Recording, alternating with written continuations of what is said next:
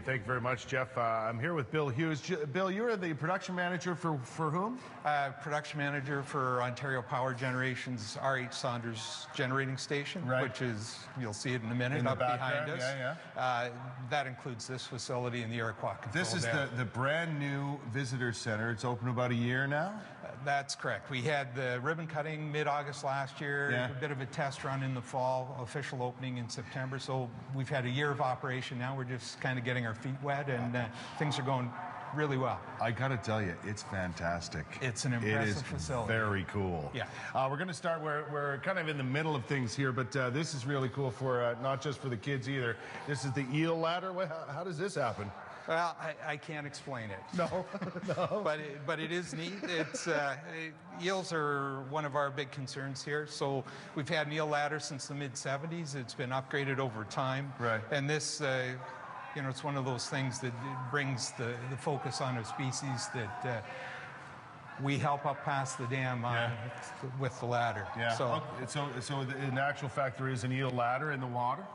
There's an eel ladder. You can see a model of it there. It runs. I'll give you a bit of an idea when we get up to the plant. Gotcha. It runs up under the plant. This is an interactive display where you can crank the turbine, right? Yeah, you gotta, I think it takes 2 or 3 and you can get all Look at us. We're doing it, Bill. We're doing it. There we go. Nice. Okay, that's as fast as you and I can go.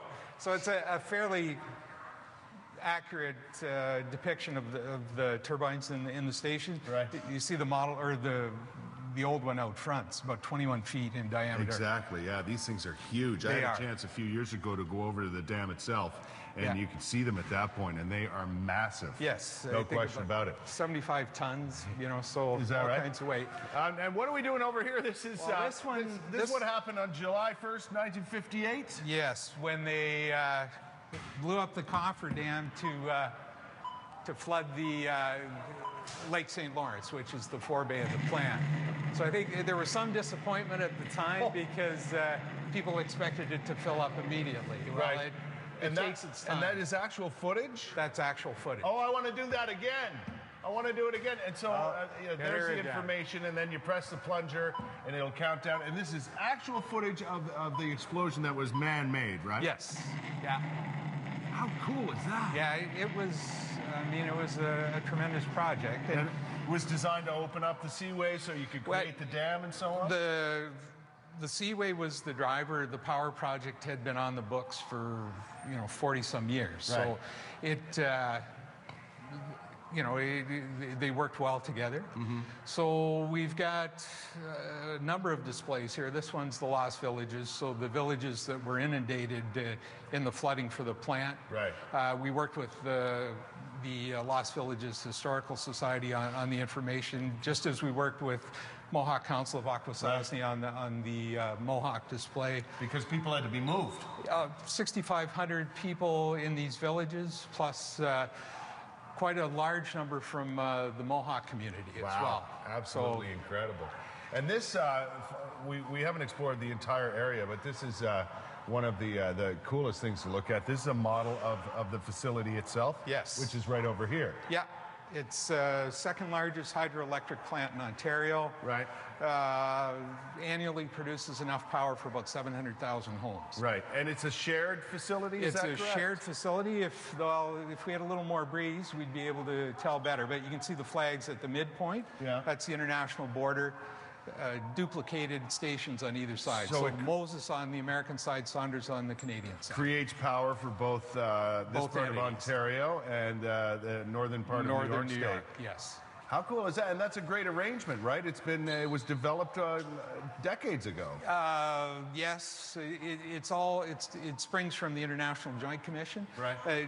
Niagara is the same sort of deal. So the waters are split. Right. And it's governed by a regulatory body. Right. And it works very well. How long, there's great history here in how this project all came together. And, July 1st, 1958, the explosion took place to open things up and start the process.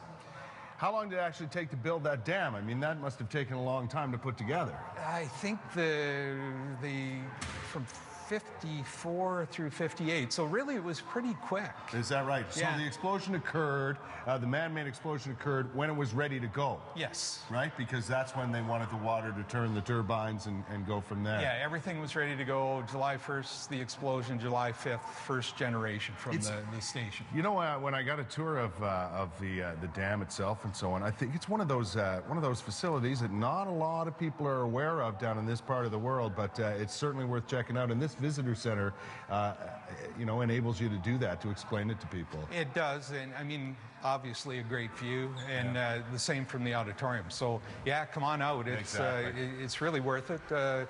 Educational and entertaining. A lot of interactive stuff for people to do. Yeah, exactly. And a beautiful spot.